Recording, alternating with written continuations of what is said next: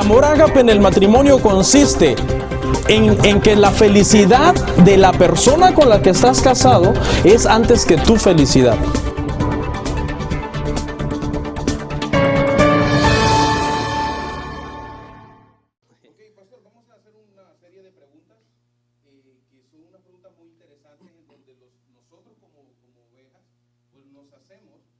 Y de repente tenemos esas dudas con algunos pastores que vemos estas situaciones, ¿no? Y tal vez no tenemos la confianza para preguntarle.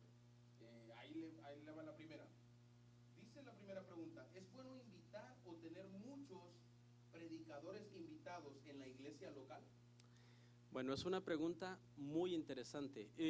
Como ustedes saben, hermanos, nosotros como iglesia, los que han estado aquí por años en la congregación ya tiene 9 años de haber sido fundada, saben que en el principio tuvimos un desfile de predicadores invitados. Aquí hay varias caras que yo recuerdo de hace años que se deben de acordar de esas fechas todavía. Sin embargo, en mi experiencia, pues nos tocó aprender de la mala manera que lamentablemente este tipo de situaciones traen muchos problemas a la iglesia en cuestión de doctrina. Y esto se debe a que cuando una iglesia tiene constantemente predicadores invitados, muchas veces no se tiene el cuidado de saber a quién se está invitando. Muchas veces se invita a quien sea, solamente quizás porque el pastor no tiene nada listo para compartir o está cansado, quiere descansar una semana. Y hay un desfile de predicadores, un domingo predica el pastor y un domingo predica un extraño, casi que es un domingo sí y un domingo no. Sinceramente, la iglesia es como una familia. La iglesia es como una familia en donde el padre de familia es el que está encargado del hogar, de la casa, de la esposa, de los hijos. Y el padre de familia es el que se encarga de disciplinar a los hijos, formarlos, estar al pendiente de ellos, estar al pendiente de todas las situaciones familiares que se están dando en la familia.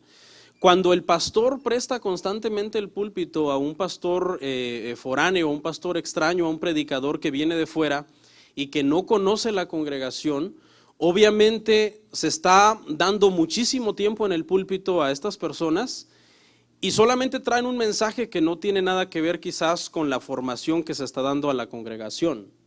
El padre de familia sería insensato, sería ilógico que venga y que una semana le encargue sus hijos y su esposa a alguien diferente y que le diga, ok, esta semana tú me los educas y la otra semana pues yo retomo otra vez la obligación.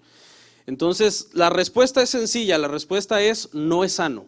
Tener muchos predicadores invitados en la congregación no es sano. Yo creo las personas que tienen aquí 2 años en la iglesia, las personas que tienen aquí 3 años, diría yo, 3, 4 años, se acordarán que quizás en todo ese tiempo, en esos 2, 3, 4 años, no han visto aquí un predicador invitado, ¿verdad? Hace muchísimos años que nosotros no tenemos un predicador invitado.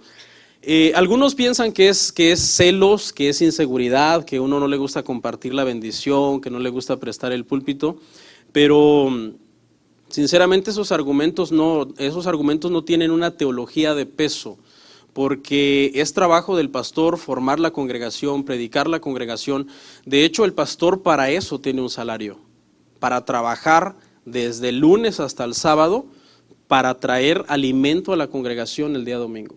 ¿Sí? Puede haber una confusión doctrinal si hay muchos predicadores, unos que vienen con legalismo, otros con libertinaje, otros con doctrinas extrañas, y la iglesia, en lugar de estar siendo formada y fundamentada, puede caer en confusión. Entonces, sinceramente, no es apropiado, no es correcto, a menos de que sea un predicador invitado, conocido, que el pastor sepa exactamente la doctrina que profesa, la corriente teológica que maneja, y que puede confiar y decir, bueno, voy a dejar que él venga, instruya, traiga una buena enseñanza, quizás hasta como un refrigerio, pero siempre y cuando esté de acuerdo a la doctrina que la iglesia maneja, que la iglesia profesa.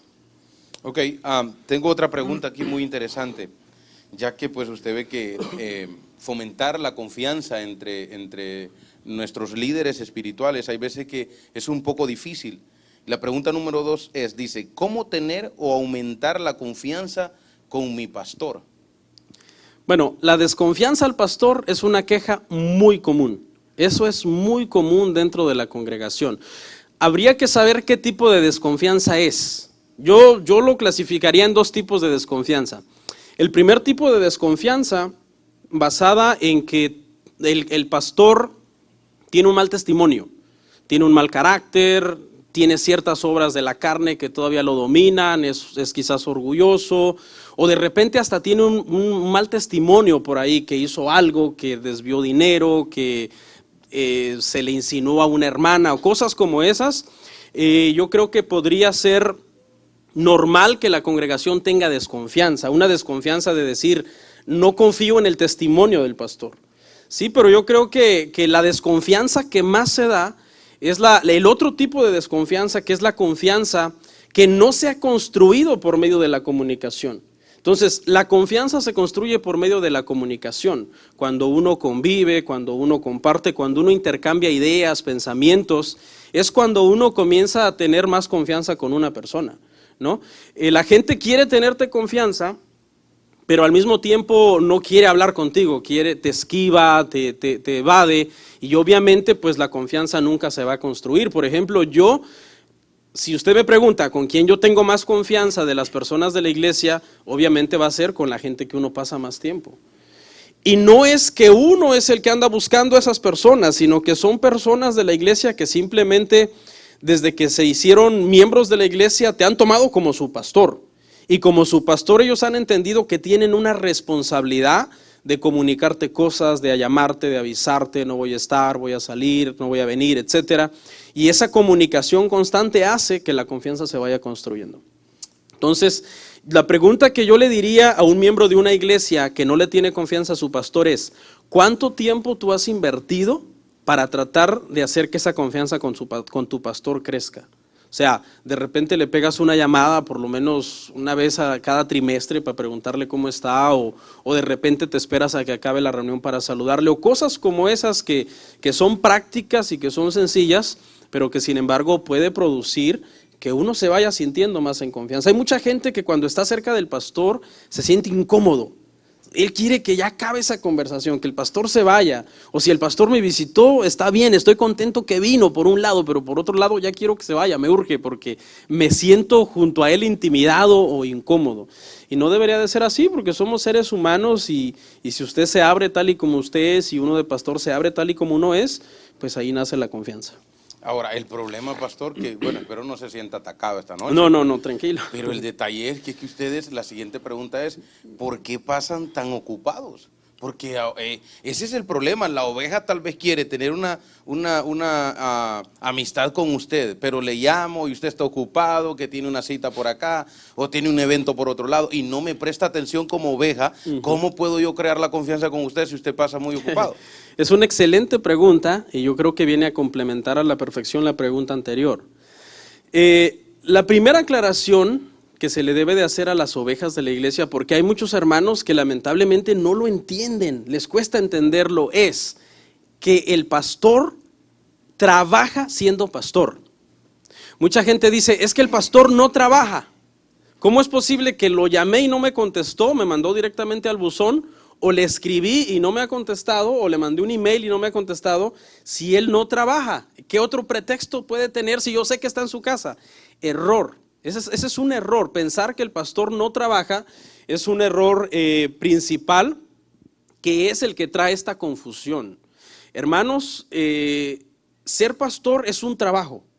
Si el pastor quiere traer a la iglesia un buen sermón, si el pastor quiere dar lo mejor de sí a la iglesia, es un trabajo de aproximadamente unas 50, 60 horas por semana para poder el pastor cumplir con todas sus labores, con todos sus deberes.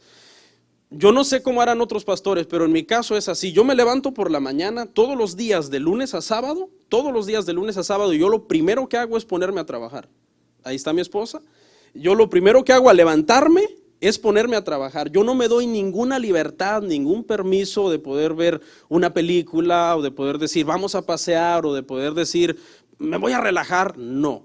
Lo primero es trabajar. Una vez que yo cumplo con mis 8 o 9 horas de trabajo al día, tipo 4 o 5 de la tarde cuando me voy desocupando, es entonces cuando yo tengo mi break normal, como el break que todos ustedes normal agarran cuando terminan de trabajar, pero durante todas esas horas yo estoy trabajando. Sí es cierto, uno no está esclavizado en el sentido de que uno no puede devolver una llamada o devolver un texto, pero muchas veces uno está concentrado. Está concentrado, está estudiando, está descifrando un enigma, alguna situación difícil que tiene que explicar el domingo y requiere concentración completa. Entonces, deben de entender que el pastor de lunes a sábado está trabajando.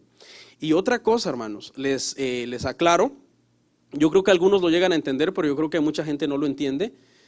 ¿Qué día es el día que usted viene a la iglesia bien relajado porque no trabaja? Es el domingo. Pues, ¿qué cree? El domingo es el día de más presión y de más estrés para el pastor. Es el día de más trabajo. Uno tarda 1 hora predicando aquí, es cierto, 60 minutos, pero para predicar ese sermón de 60 minutos tomó 40, 50 horas de estrés, de presión para poder poner en orden todo lo que tú le tenías que explicar a la congregación. Entonces yo creo que es verdad, o sea, de repente uno dice, es que el pastor no tiene un jefe, ¿por qué? Que pare de hacer lo que está haciendo y que me atienda. Yo creo que debemos de entender, hermanos, que hay prioridades, que hay cosas importantes y las ovejas de la congregación lo que deben de entender es, si el pastor está muy ocupado de lunes a sábado, varias horas del día, pues espero a la noche. O sea, usted no se enoje si de repente el pastor estuvo ocupado, no le contestó, no le atendió en su momento, descarte que es que no lo quiere. Hay que dejar eso de ese espíritu como de conmiseración. A todos le contesta menos a mí. Con todos pasa tiempo menos conmigo. No, quites eso de la mente. El pastor es pastor de todas las personas, ¿sí? Aquí voy a explicar algo importante también.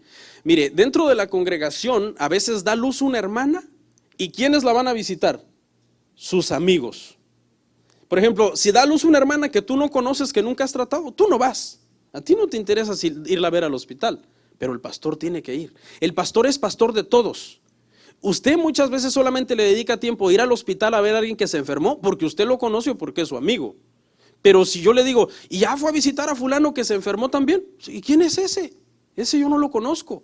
Entonces, deben de entender que mientras que hay veces que las personas dentro de la iglesia tienen un círculo pequeño de amigos a los cuales se les hace fácil atenderlos, el pastor es pastor de todos. Y le toca ir a la cárcel, y le toca ir a la corte, y le toca ir al hospital de aquel, al hospital de aquel, al hospital de fulano, y atender a todas las situaciones y las necesidades que se presentan. Entonces, ¿por qué mi pastor está tan ocupado y a veces no me atiende? Porque ser pastor es un trabajo desgastante, que muchas veces hasta para tomarte unas vacaciones necesitas trabajar el doble. Esta semana que viene vamos a salir con mi familia.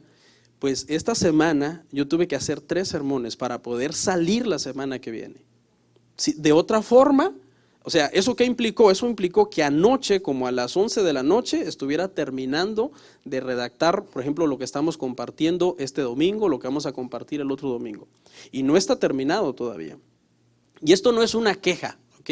No es una queja, pero es tratar de que usted comprenda que ser pastor es un trabajo y que el pastor está ocupado.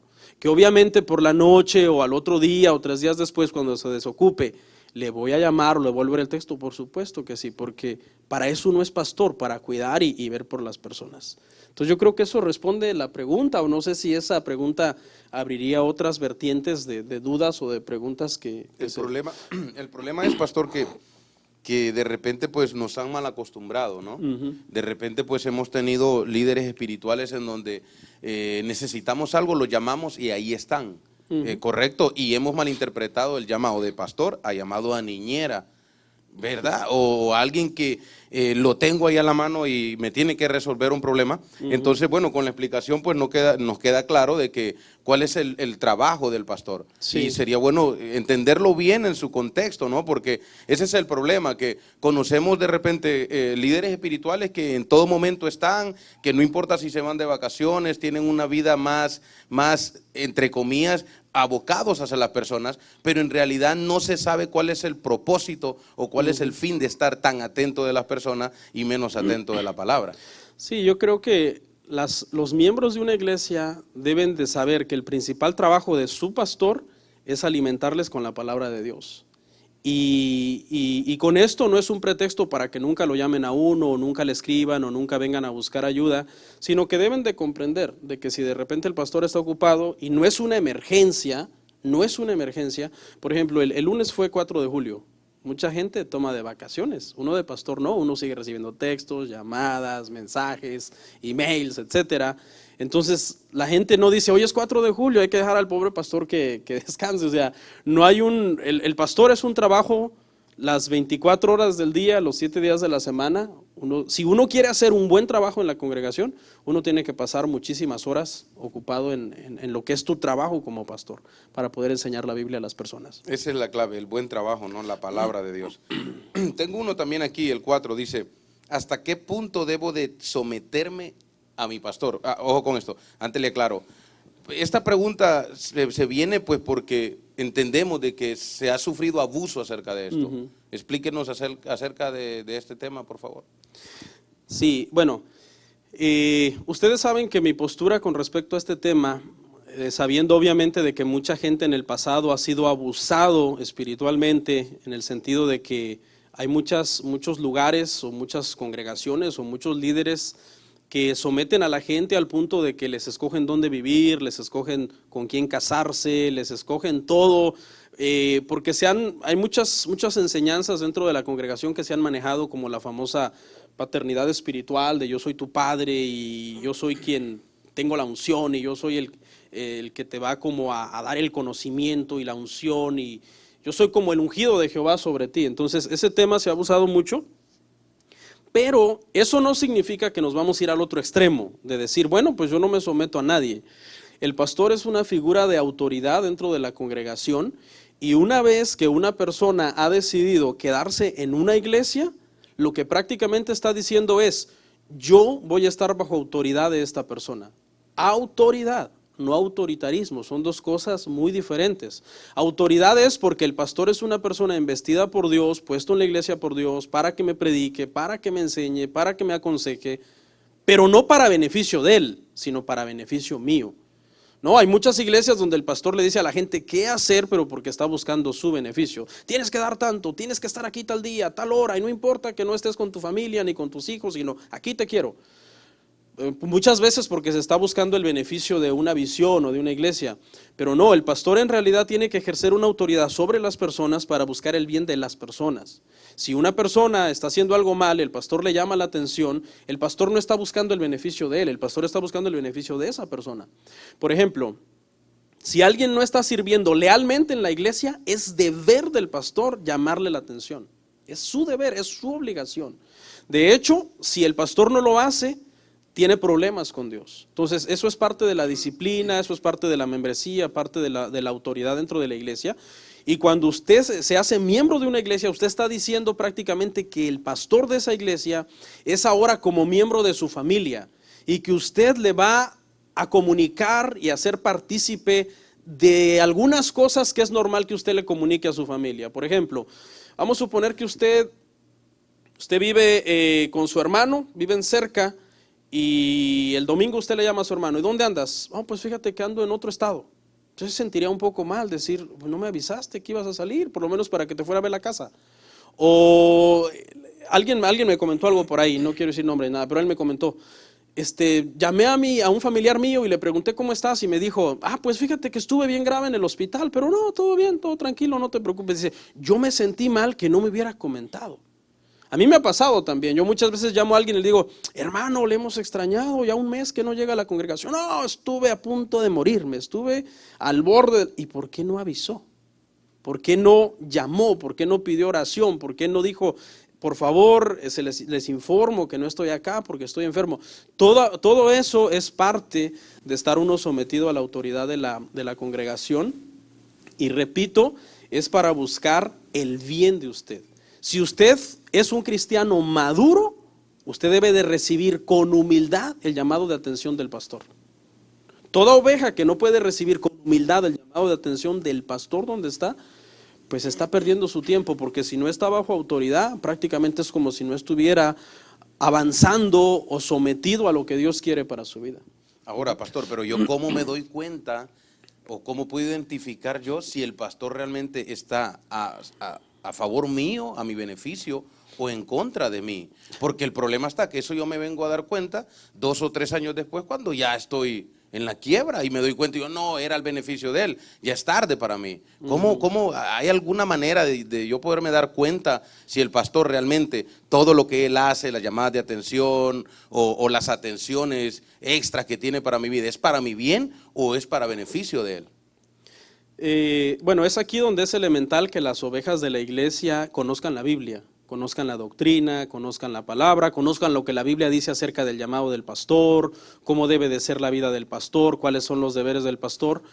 Precisamente por eso aquí dentro de la congregación vimos toda una serie acerca de eclesiología, para que la gente sepa qué es lo que es ser un miembro, qué es lo que es estar bajo autoridad, cuál es la cultura de nuestra iglesia, cuál es el llamado del pastor, la autoridad de los ancianos, etcétera. Y así la gente puede saber discernir y decir, bueno, de acuerdo a la palabra de Dios, el pastor o las autoridades que me están llamando la atención están en lo correcto. Si yo no me quiero someter, pues es por mi orgullo o porque simplemente no lo quiero recibir. Pero yo sé que si ellos me llevan a la Biblia, ellos tienen la razón. Entonces es importante, mucha gente de hecho que se deja abusar en muchas iglesias es porque no conocen la Biblia. No conocen lo que la palabra de Dios enseña acerca de todos estos temas y entonces simplemente van con la corriente de todo lo que la visión de la iglesia o lo que el pastor diga para ellos es más autoridad que lo que la palabra de Dios mande. Entonces es importante que conozcan la palabra de Dios. Amén. Ok, tengo unas 5 que yo creo que esta pues la mandaron de acá de la audiencia. Dice, ¿por qué debo ir a la iglesia regularmente? ¿En qué me beneficia a mí como cristiano? ¿O en qué le beneficia a alguien que necesita que la iglesia esté llena? Y me esmero porque vengan todos los domingos, todos los viernes, todos los miércoles, todos los martes. ¿Por qué? O sea, ¿en qué me beneficia a mí como persona? Bueno, en primer lugar, congregarse regularmente es un mandamiento. Hebreos 10:25 lo dice claramente, no dejando de congregarse, como algunos lo tienen por costumbre, dice, sino exhortándonos, tanto más cuando veis que el día se acerca. En primer lugar, es un mandamiento congregarnos. Sinceramente, yo tengo muchísimos problemas entendiendo a un cristiano nacido de nuevo que tenga problemas para congregarse. Para mí es algo que me confunde, yo no lo entiendo. O sea, que un cristiano diga, estoy feliz con Cristo, nací de nuevo, ahora he cambiado mi vida, ahora mi matrimonio es mejor, pero que simplemente en la situación de estar en la iglesia sea impuntual, sea infiel, vaya cada vez que pueda, que cualquier pretexto que se le atraviese sea bueno para faltar a la congregación. Es lamentable, es triste, pero hay mucha gente dentro de la congregación, aún servidores, que se congregan 1 o 2 veces al mes. Eso es algo que no debería de suceder dentro de una congregación. Un cristiano nacido de nuevo tiene amor por la casa de Dios. Un cristiano nacido de nuevo sabe que congregarse es parte de su vida espiritual. La iglesia es un lugar donde va a adorar a Dios, es un lugar donde va a escuchar la instrucción de la palabra de Dios, es un lugar en donde va a compartir su fe con los demás hermanos. Repito, a mí sinceramente mucha gente pone de pretexto el trabajo, pero es solamente un pretexto, eso es un pretexto porque todos nosotros como cristianos sabemos que hay tiempo para todo. Eclesiastés 3 lo dice claramente, hay tiempo para todo. Todo cristiano, si su congregación tiene 2, 3 o más servicios, debe de hacer todo lo posible para ser una persona que se congrega regularmente en la congregación. Antes de haber sido llamado por Dios al pastorado, yo también tuve mi trabajo, yo también trabajé. Yo le dejaba en claro desde un principio a los patrones, tales días, tales horas, si sabes contar, no cuentes conmigo. Tales días, tales horas, esos, no, pues, ok. Está bien, generalmente aquí en este país donde estamos en Estados Unidos la gente es muy respetuosa de eso. La cuestión religiosa la respetan muchísimo y los días que tú le dejas en claro a tus jefes que son días de iglesia, te los respetan. Y si no, pues bueno, uno tiene que orar al Señor, tratar de buscar estar en un trabajo en donde tú te puedas congregar. Es imposible ser cristiano desde mi punto de vista. Yo sé que a lo mejor es un statement muy radical, pero podríamos ir a toda la doctrina para analizarlo y al final es verdad, de acuerdo a la Biblia, si tú no te congregas. Porque Cristo no hubiera muerto por una iglesia para fundar una iglesia si Cristo no tuviera interés que tú estés en la iglesia. ¿Cuándo? Cuando hay reunión en tu iglesia, regularmente. El mandato para nosotros los cristianos es estar en nuestra iglesia regularmente. David amaba la casa de Dios. Amar la casa de Dios desde mi punto de vista es una señal de un nuevo nacido en Cristo, de un convertido genuinamente en el Señor. Así que es muy importante porque la iglesia es un lugar de entrenamiento. Y sinceramente, cuando alguien dice, yo soy cristiano, pero falta mucho a la iglesia, yo le pondría ahí algún signo de interrogación a esa situación, porque la iglesia y el cristiano es lo mismo, uno se vuelve parte de la iglesia, uno es la iglesia. Amén. Bueno, pero entramos a una otra pregunta aquí, pastor, agregado a esto. ¿Qué pasa con aquellas congregaciones en donde tienen 6, 7 servicios a la semana? Y hay personas que tienen su familia, sus hijos, sus trabajos, que de repente pues está bien, pueden apartar tiempo, pero 7 servicios. Sí. ¿Cómo hacemos nosotros para aconsejar a esa persona? Porque probablemente en el programa no va a haber alguien que diga, sí, pero es que ustedes solo tienen 2, pero nosotros acá tenemos 7 servicios. Sí, bueno, yo creo que eso ya es algo organizativo de cada congregación, pero desde mi punto de vista como pastor, por la experiencia que tengo, que no es mucha, 9 años, no es sano, desde mi punto de vista, que una congregación tenga demasiadas reuniones. No es sano porque la gente también, como usted decía bien, tiene su familia, tiene sus deberes, tiene sus responsabilidades como ciudadano. Yo soy de la idea de que muchas personas han malinterpretado esta situación de cuántos servicios una iglesia debería de tener. Y han llevado ese tema al punto de pensar que entre más reuniones tengamos, vamos a ser más santos. O entre más reuniones tengamos, vamos a ser más espirituales. O vamos a estar, es más seguro que seamos salvos. Porque hay mucho, lamentablemente, dentro de muchas iglesias todavía se cree en un evangelio por obras. En un evangelio en donde yo me tengo que ganar mi salvación. Yo tengo que echarle ganas porque si falto a un culto, si falta una vigilia y Cristo vino, me quedé. Entonces se vive muchas veces en un evangelio de obras. Otras iglesias, por otro lado, lo hacen porque tienen agendas demasiado apretadas, tienen reuniones de líderes un día, reuniones de las células otro día, reuniones de matrimonios otro día y clasifican toda la congregación, la clasifican para tratar de enseñarle a cada grupo en diferente momento. En realidad, desde mi punto de vista, la congregación el domingo debe estar reunida toda la congregación y los sermones del domingo deben de reunir formación teológica, espiritual, cristiana para todas las personas que están dentro de la congregación. Si nosotros nos vamos a la Biblia, qué bueno que me hizo esta pregunta porque ya días que yo quería hablar un poco de esto. Si nosotros nos vamos a la Biblia, hermanos, aunque a muchos les suene antibíblico, ¿okay? La iglesia del Señor en el libro de los Hechos podía tener muchas reuniones, pero solamente una reunión era la reunión oficial. ¿Cuál era? La reunión del domingo. La reunión del domingo era la reunión oficial de la iglesia. Podrían reunirse en la casa, compartir el pan con los hermanos, tener una reunión extra para escoger a los diáconos, una convocación especial para tomar decisiones, etcétera. Pero la reunión oficial de la iglesia cristiana es el día domingo. Ahora, entonces, pastor, ya no voy a venir los viernes porque de todos modos la única reunión oficial es el domingo. No se vaya al extremo. ¿Por qué? Porque, por ejemplo, si esta congregación tiene 2 reuniones, aunque la del domingo es la reunión oficial, porque es el día que históricamente la iglesia cristiana instituyó como el día del Señor, pero de todos modos la otra reunión, como por ejemplo la reunión del día hoy viernes, es un tiempo también de adoración, es un tiempo también en donde podemos ser edificados, podemos compartir con nuestros hermanos en la fe. Habrá otras iglesias que tengan 3 reuniones, que tengan 4, como usted decía, hay otras que yo creo tienen 7, pero sinceramente desde mi punto de vista, el deber del pastor es el domingo, el sermón principal, alimentar a toda la congregación. Y yo no estoy de acuerdo sinceramente con que haya muchas reuniones. No estoy de acuerdo. Hay iglesias que tienen reunión el viernes, el sábado y 2 el domingo. Y tienes que ir a las 2, la del domingo en la mañana y la del domingo en la tarde.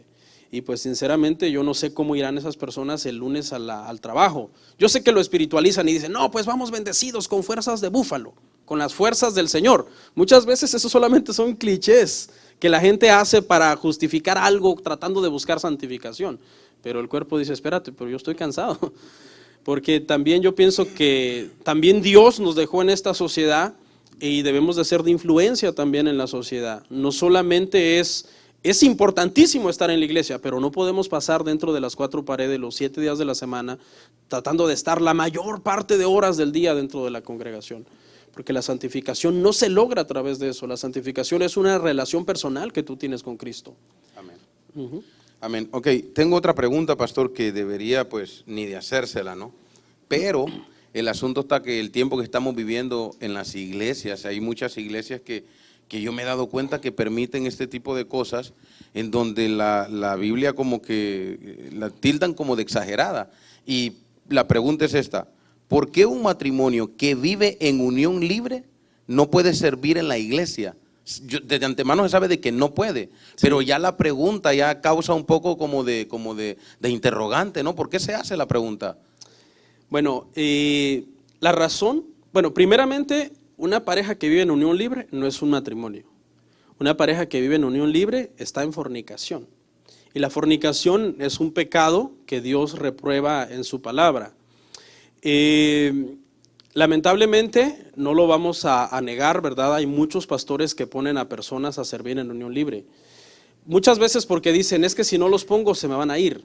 Y por allá no falta quien los ponga a servir así, ¿eh? A nosotros nos pasó en el pasado. Teníamos un matrimonio que tenían muchas ganas de servir, una pareja que tenían muchas ganas de servir. Y les dije, bueno, arreglen su vida, pónganse a cuentas con Dios, cásense, bautícense, hagan las cosas correctamente. Y no quisieron. Alguien por allá en un Walmart o no sé dónde, porque uno siempre se encuentra pastores, hermanos de otras iglesias por otros lados, y cuando saben que eres cristiano, inmediatamente se te lanzan como a decir, me lo llevo para mi iglesia.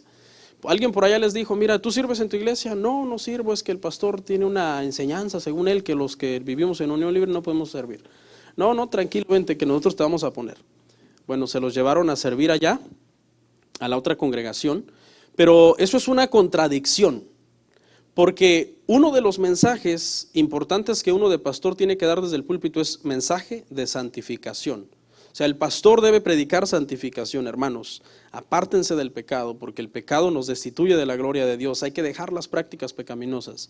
Pero si el pastor tiene a 2 hermanos allá, como diáconos que están en unión libre, entonces ¿con qué autoridad puede predicar santificación desde el púlpito? Está desautorizado, no tiene autoridad moral para hablar de santidad si él mismo permite que personas que están en fornicación puedan servir dentro de la congregación.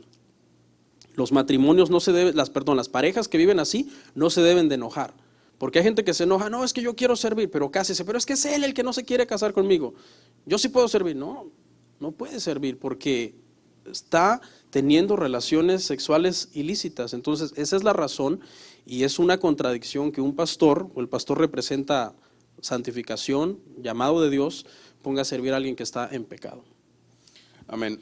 Tengo otra pregunta, pastor. Esto es de acá, pues de la iglesia local en donde usted predica, dado al tema que se viene, y dice de que, este tema cuando se dio, yo me recuerdo que fue un poco incómodo, ¿no? Para muchas personas, hasta muchas personas se molestaron por este tipo de cosas. Y me gustaría que hoy de sus labios, pues, hablara del tema, ya que, pues, yo en lo personal nunca lo he escuchado. Dice, ¿por qué no presentamos en la iglesia los bebés de personas que no son miembros de la iglesia?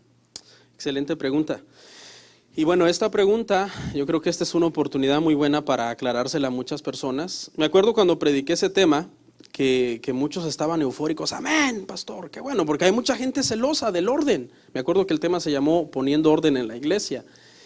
Y me acuerdo que les dije, en esa prédica dije, ahorita dice amén, pero espero que no se enoje cuando venga a pedirme que le presente a su nieto o su nieta y yo le diga que no. Y pasó por ahí en 2, 3 ocasiones. Hay varias razones por las que la iglesia no debe presentar bebés de personas que no son miembros de la iglesia. Y yo sé que inmediatamente a uno le sale el espíritu de Robin Hood. ¿Y qué culpa tiene el bebé? Pero miren, vamos a meditar en 3 razones posibles de por qué no es correcto. En primer lugar, por orden. La iglesia es un lugar de orden. Es un lugar en donde nosotros representamos a Dios, representamos a un Dios ordenado que hace todas las cosas metódicamente, planificadamente y ordenadamente. Muchas personas no son miembros de la iglesia y cuando nace un bebé, lo primero que piensan es en vamos allá a presentarlo, porque hay muchas personas que lo ven como un amuleto, como una protección para el niño. Es que la Biblia dice que hay que presentarlo. Sí, pero también la Biblia dice que te congregues. También la Biblia dice que si estás viviendo una unión libre, te cases. Porque es que a mí me pasa mucho, hermano. Muchas personas me escriben que no vienen a la iglesia. Pastor, ¿me puede presentar a mi bebé? No, lo siento, se enojan horrible. Se enojan horrible porque qué malo. Qué hombre tan malvado, ¿cómo puede ser así con mi bebé? Pregunta, ¿quién será más malvado con ese bebé? ¿El pastor que no lo quiere presentar o el padre que no quiere ser cristiano y la madre que no quieren ser cristianos y que no lo quieren llevar regularmente a la iglesia, sino que lo quieren traer por ahí una sola vez para ser presentado por cuestión de amuleto y para que al niño no le pase nada? Y de ahí, no importa, yo me desaparezco, soy un borracho, le pego a su mamá, soy un maltratador, soy un blasfemo, cuando me enojo maldigo a Dios, etcétera, etcétera. Pero eso sí, yo quiero que me presenten al bebé. Entonces, yo creo, hermanos, que necesitamos ser más sabios. Ahora, en segundo lugar, le voy a decir una serie de cosas que usted tiene que poner en la balanza. En la balanza vamos a poner en un lado la presentación del bebé y en el otro lado de la balanza ponga que su papá le da mal testimonio, que su mamá no quiere venir a la iglesia, que en la casa oye música secular, que en la casa oye malas palabras, que en la casa, hermano, él ve cómo ya están peleando porque uno de los dos adulteró, uno de los dos falló, uno de los dos estaba por ahí chateando con alguien de escondidas en las redes sociales. ¿Ok? ¿Quién está haciendo más daño al bebé? El pastor que pone esta regla para que los padres de él sean cristianos, se afirmen, se casen, estén en la iglesia, vivan una vida que honre a Dios, o ellos que no quieren honrar a Dios y que lo único que están buscando es una presentación. Entonces, esa es la razón. No es, escuche, no es para hacerle un mal al niño, es para hacerle un bien. Uno de pastor, al tomar esta decisión, uno quiere el bien del niño. Uno quiere que sus padres sean cristianos, que sus padres lo instruyan en la Biblia, que lo traigan a la escuela dominical, que los niños crezcan aquí en su formación con sus maestras aprendiendo de la Biblia, que aprendan desde niños a que ir a la iglesia es algo hermoso, que Jesús existe, para que un día ellos puedan tomar su decisión por el Señor. ¿Quién es el malo? Los malos son los papás, que lo único que están buscando es una presentación, pero ellos no quieren alinear su vida con Dios. ¿Por qué en eso sí están de acuerdo con la Biblia? Presentémoslo porque la Biblia dice, y porque no están de acuerdo con todas las demás cosas que la Biblia les demanda a ellos. Y no solamente es una cuestión de bebés, también a mí mucha gente me llama, ¿me puede casar? No. ¿Me puede hacer los 15 años de mi hija? No. ¿Pero por qué si usted es pastor? Pues si no es uno como ese comediante que sale por ahí, ¿no? Que dice bodas, funerales, 15 años. No. O sea, debe de haber un orden. La iglesia es una familia donde nosotros estamos acá, somos miembros, nos conocemos, nos reprendemos unos a otros, tratando de buscar la santidad del Señor, tratando de que todos andemos bien, nos amamos, nos protegemos.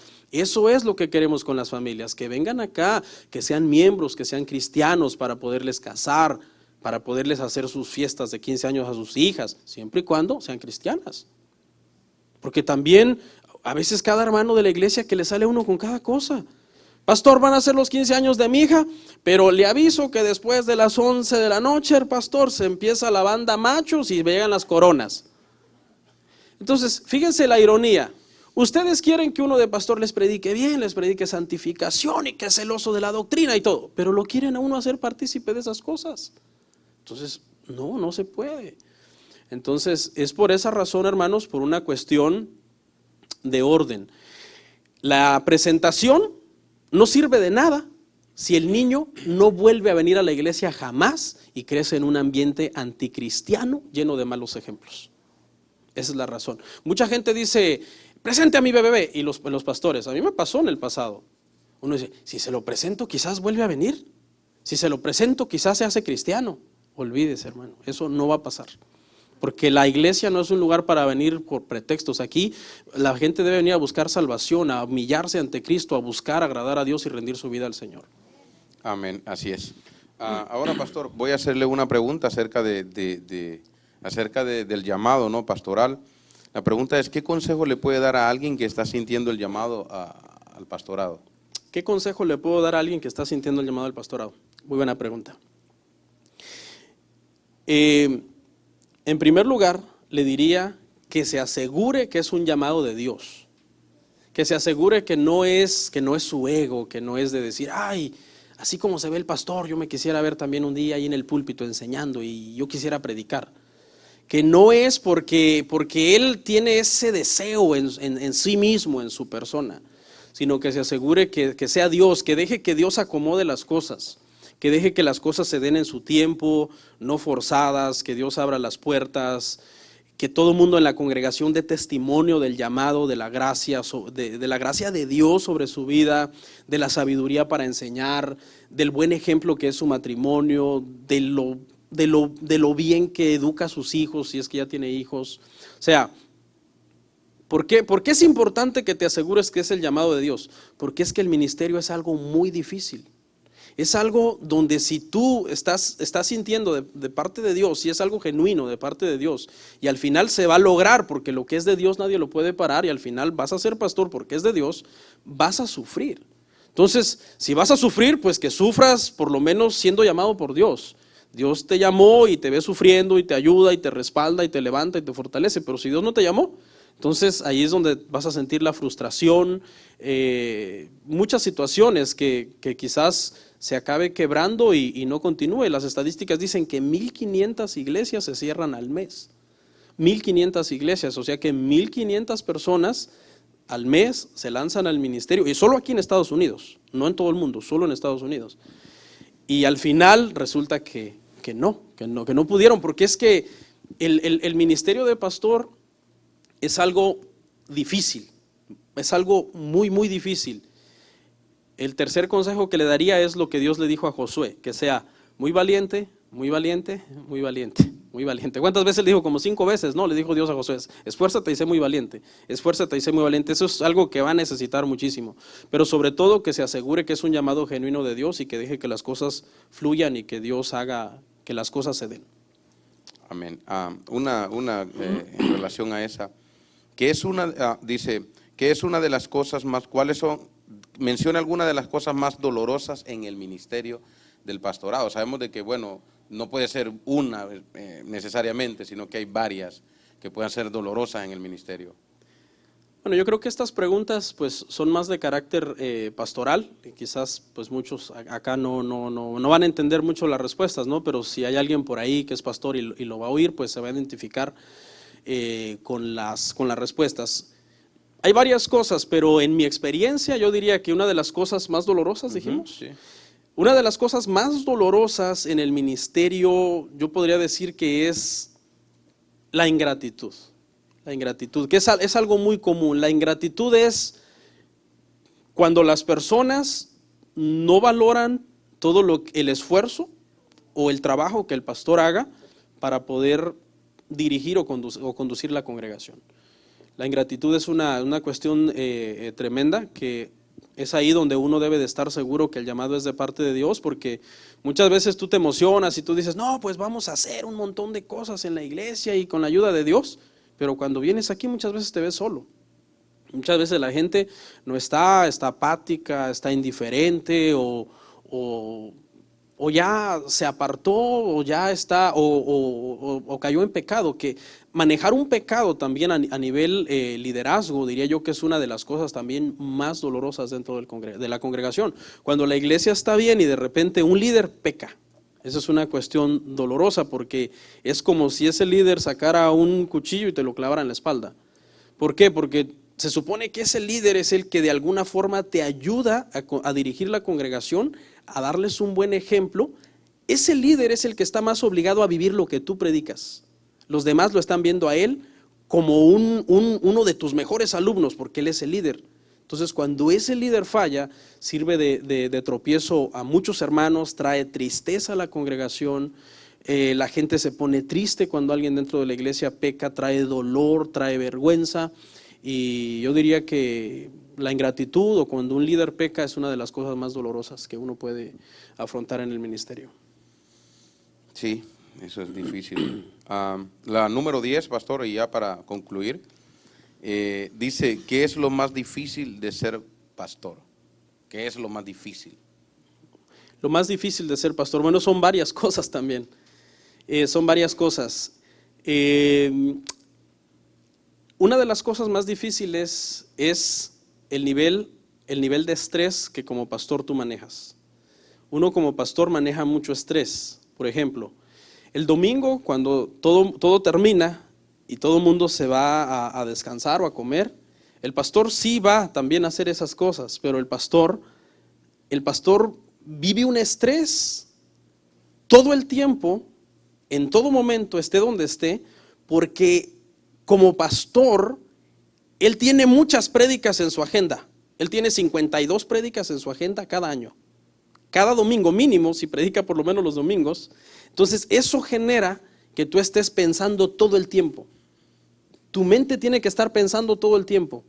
Tienes que estar de alguna forma preocupado, por decirlo así, porque a partir del lunes el reloj comienza a correr y cada día son menos horas que a ti te quedan para tener un sermón terminado que vas a venir a entregar acá el domingo. Entonces, el estrés, yo diría que es una de las cosas más difíciles como pastor. La presión que uno vive también como pastor, ¿verdad? Por todo lo que pasa dentro de la congregación, los problemas que muchas veces hay dentro de la congregación, también es algo que lo va a uno, todos los días lo mantiene a uno alerta. Uno como pastor, la verdad que a veces abusa y toma café, pero uno ni café necesita, ni bebidas energéticas, ni nada de eso. Tú no necesitas nada de eso. Tu cuerpo, tu adrenalina, está todo el tiempo así, está corriendo, está moviéndose todo el tiempo. ¿Por qué? Porque tú estás estudiando. Por ejemplo, ahorita estamos viendo un tiempo de informática, de información. O sea, todo mundo hoy anda bien informado. Entonces, el pastor no puede estar desinformado. El pastor tiene que pasar leyendo, estudiando, preparando, investigando, redactando todo el tiempo. ¿Por qué? Porque tiene que traer algo el domingo aquí, que si alguien después de oírlo se va y lo investiga en alguna biblioteca, en algún libro, en alguna cosa, tiene que ser cierto. Tiene que ser verdad. O sea, el pastor tuvo que haberlo investigado bien y haberlo hecho bien para que no quede avergonzado y cuando alguien lo investigue resulte que es una mentira, que no es verdad, que no es así. Entonces, por ese punto de estudiar, de estar uno preparado, es una gran presión. Entonces yo diría que esa es una de las cosas más difíciles del pastorado. El estrés. No, bueno, no es fácil ese cargo de pastor. Hermanos, pues yo creo de que, pastor, esto han sido las preguntas que hemos tenido esta noche. No sé si alguien tiene alguna pregunta de la audiencia. ¿Nadie? Sería bueno de que pudiéramos para en un futuro anunciarla con tiempo y que pues yo sé que muchos tenemos preguntas que de repente pues en esta hora pues ya se dio rápido o la quisiéramos hacer anónimo, ¿verdad? Que no se dé cuenta nadie que fui yo quien la hice. Sería bueno que la hiciéramos porque dice un dicho por ahí que está bien dicho, dice, es mejor pasar por ignorante una vez y no toda la vida, ¿verdad? Un momento, sí. Porque no todo lo conocemos. Sí. Y en el mundo donde estamos viviendo nosotros debemos de tratar de esclarecer todas las dudas por nuestro bien. Así es. Porque aquí no estamos poniendo en juego un carro, una casa, aquí estamos poniendo en juego nuestra propia alma. Claro, es importante que participen para la próxima vez, que tengan confianza, hermanos. Sabe que a mí me escriben personas de varios lugares. Y una de las cosas que me da tristeza es que me digan esto: pastor, se lo cuento a usted porque a mi pastor no le tengo confianza. Yo digo, ¿cuántas de los hermanos de la iglesia donde yo pastoreo llamarán a otros pastores? Debe de haber, entre ustedes debe de haber alguien que quizás llama a otros pastores, no sé. Yo supongo, porque a mí me llaman y me dicen, a veces son cosas que quizás por vergüenza, no sé, pero por ejemplo, le menciono algunos casos. Una persona hace un tiempo atrás me escribió y me dice, pastor, mire, yo estoy en adulterio con el líder de alabanza. Estamos en adulterio. Le digo, bueno, pues sométase a la disciplina y haga todo lo que tenga que hacer, sométase. Dice, no, es que el pastor no lo sabe. Nadie lo sabe, de hecho, nada más lo sabe él y yo. Era una mujer, ¿no? O me han escrito un montón de cosas, un montón de situaciones, mucha consejería matrimonial. Les digo, vaya con su pastor. Yo no le puedo dar un consejo matrimonial, vaya con su pastor. No es que no le tengo confianza. Entonces, es difícil, hermanos. Miren, sinceramente hay que construir lazos de confianza en donde usted pueda expresarse y usted pueda hacer sus preguntas que usted tiene para que podamos seguir creciendo, seguir aprendiendo. Amén. Yo vamos a orar para terminar. Vamos a estar en pie, hermanos, un par de minutos.